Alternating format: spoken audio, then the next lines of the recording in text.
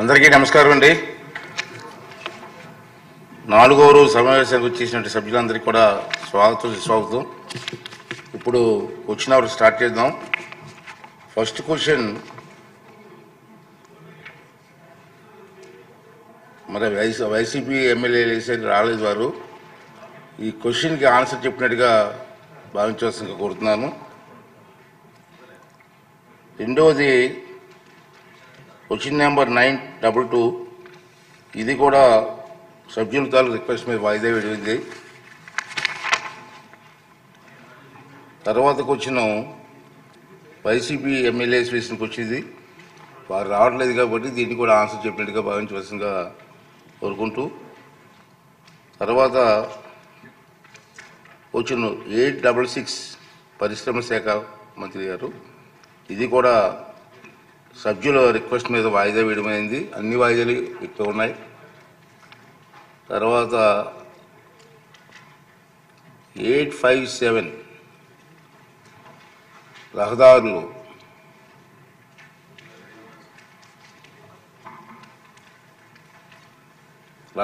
భవన శాఖ మంత్రి గారు చేసి.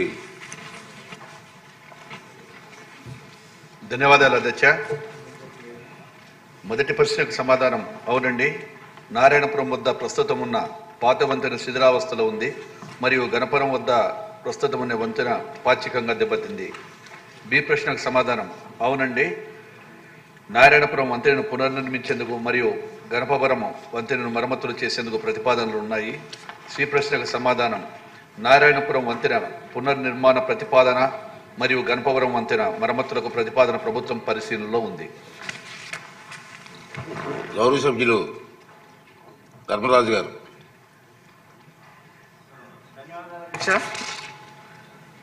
ఉంగుటూరు నియోజకవర్గంలో నారాయణపురం బ్రిడ్జు అలాగే గణపవరం బ్రిడ్జు చాలా ప్రధానమైన బ్రిడ్జెస్ అధ్యక్ష.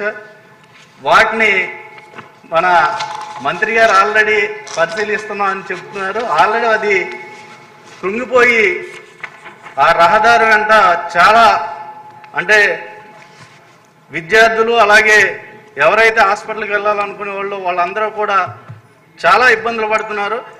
అలాగే దాంట్లో ఉంగుటూరు నియోజకవర్గంలో ప్రధానంగా 5 బ్రిడ్జులు ఉన్నాయి అధ్యక్ష. కేశవరం బ్రిడ్జు అధ్యక్ష మీరు మంత్రిగా ఉండగానే దానికి శంకుస్థాపన చేశారు. ఆ రోజున ప్రభుత్వం మారటంతో ఆ కేశవరం బ్రిడ్జ్ కూడా ఆ రోజున ఆగిపోవడం జరిగింది. అలాగే మనకి పోళ్ల బ్రిడ్జ్ ఒకటి ఉంది, అలాగే ఉంగుటూరు బ్రిడ్జ్ కూడా ఉన్నాయి. 5 బ్రిడ్జ్లు ఉన్నాయి అధ్యక్ష. ఈ 5 బ్రిడ్జ్లు కూడా ఎంతో ప్రాధాన్యత ఉన్నది.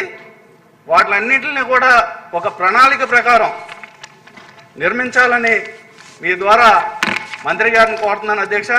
అలాగే మా నియోజకవర్గంలో 198 కిలోమీటర్లు R&B రహదారులు ఉన్నాయి అధ్యక్ష. దాంట్లో ఇప్పటి వరకు కూడా ఒక్క రహదారిని కూడా మనం నిర్మించలేకపోయాం. దానికి ఇంచుమించు మనం ప్రతి సంవత్సరం కూడా ఒక 20% చొప్పున అయినా సరే ఆ రహదారిని నిర్మించుకుంటే ప్రజలందరూ కూడా ఎంతో సంతోషిస్తారు అధ్యక్ష. దాన్ని ఒక ప్రణాళిక ప్రకారం మన మినిస్టర్ గారిని మీ ద్వారా ముందుకు తీసుకువెళ్ళాలని కోరుకుంటున్నాను అధ్యక్ష.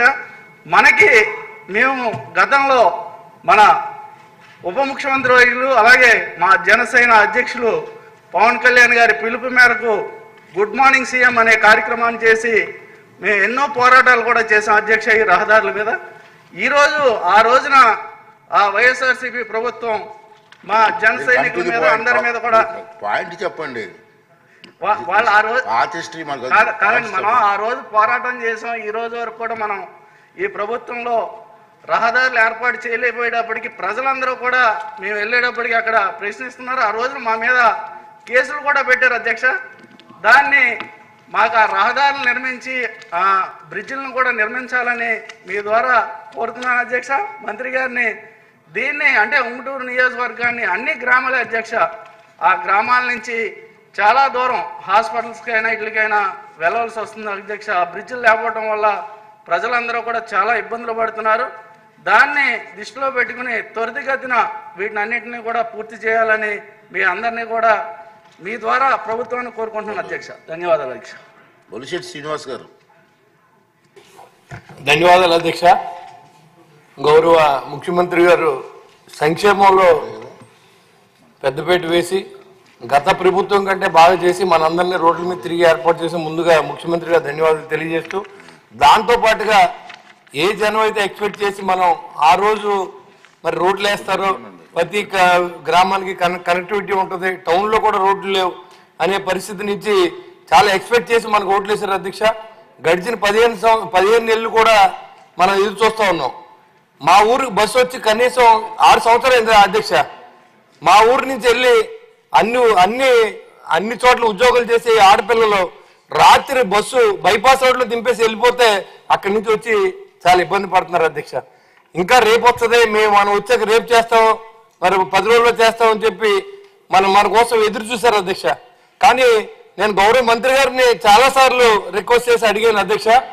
ఇప్పుడు ఆర్థికంగా మన ఇబ్బందులు ఉన్నాం అధ్యక్ష, అయినప్పుడు కూడా మనం సంక్షేమం ఎలా చేస్తామో అదేవిధంగా ఇన్ఫ్రాస్ట్రక్చర్ ఈ రోడ్లు మనం చేసుకోకపోతే అధ్యక్ష చాలా ఇబ్బంది పడే పరిస్థితి, ప్రజలు కూడా మనకి వ్యతిరేకత అవుతా ఉన్నారనే విషయాన్ని సభ ద్వారా మరి నేను తెలియజేస్తున్నాను అధ్యక్ష. గౌరవ మంత్రి గారిని దాని మీద మా తాడేపూరడానికి 10 కోట్లు శాంక్షన్ ఇచ్చారు అధ్యక్ష. కాంట్రాక్ట్ని పనిచేయమని అడిగితే మాకు పాత బిల్లులు ఇస్తేనే చేస్తాం, లేదా నేను చెయ్యం, లేదా మీరు గట్టిగా మాట్లాడితే మేము ఆత్మహత్య చేసుకుంటాం అనే పరిస్థితిలో కాంట్రాక్ట్లు ఉన్నారు అధ్యక్ష. కాబట్టి దయచేసి గౌరవ మంత్రి గారు ముఖ్యమంత్రి గారు చెప్పి ఏదో నిధుల్ని కొంత బిల్స్ అని ఇస్తే రోడ్లు మొదలు పెట్టిస్తే మనం బయటికి వెళ్ళి తిరగడానికి అవకాశం ఉంటుంది అధ్యక్ష. ఇవాళ మన ఇంటింటికి తిరగాలంటే మీరు వచ్చాక రోడ్లు వేస్తారని మీకు ఓట్లు వేసాం, మీ ట్రైన్లు కడతారని ఓట్లు వేసాం, అయినా మీరు పాత పద్ధతిలో ఉన్నారు, సంక్షేమ ఆలో చేశారు కదని సమాధానం మనకు ఎదురవుతుంది అధ్యక్ష. కాబట్టి గౌరవ ముఖ్యమంత్రి గారి దయ వల్ల మరి ఈ రోజు వరకు సంక్షేమంలో మేము ఎక్కడా కూడా తలదించుకోవట్లేదు. కానీ ఈ ఇన్ఫ్రాస్ట్రక్చర్ ని రోడ్లను కూడా మనం అభివృద్ధి చేయడానికి సహకరించాలని చెప్పి నేను గౌరవ మంత్రి గారిని కోరుతున్నాను అధ్యక్ష. మీ ద్వారా మరి త్వరితగతిన మరి రోడ్లు కొంత బిల్లులైనా చెల్లిస్తే ఆ కాంట్రాక్టర్లో పని చేయించుకుని రేపు పొద్దున్న రోడ్ల మీద తిరిగి మనం చెప్పుకోవడానికి మన కూటమి ప్రభుత్వం వచ్చిన తర్వాత మేము పలానా రోడ్లు వేసాం, పలానా బ్రిడ్జిలు కట్టామని చెప్పే అవకాశం ఉంటుంది. కాబట్టి దయచేసి స్పీకర్ గారి ద్వారా మంత్రి గారు నేను అడుగుతాను అధ్యక్ష, ఒకవేళ రోడ్లు ఏమైనా వేస్తారా, మొదలు పెట్టిస్తారా, ఆ బిల్లు వాళ్ళకి ఏమైనా ఇస్తారా అని చెప్పి ఈ సభాముఖంగా మంత్రి గారు నేను అడుగుతాను అధ్యక్ష. Thank you very much.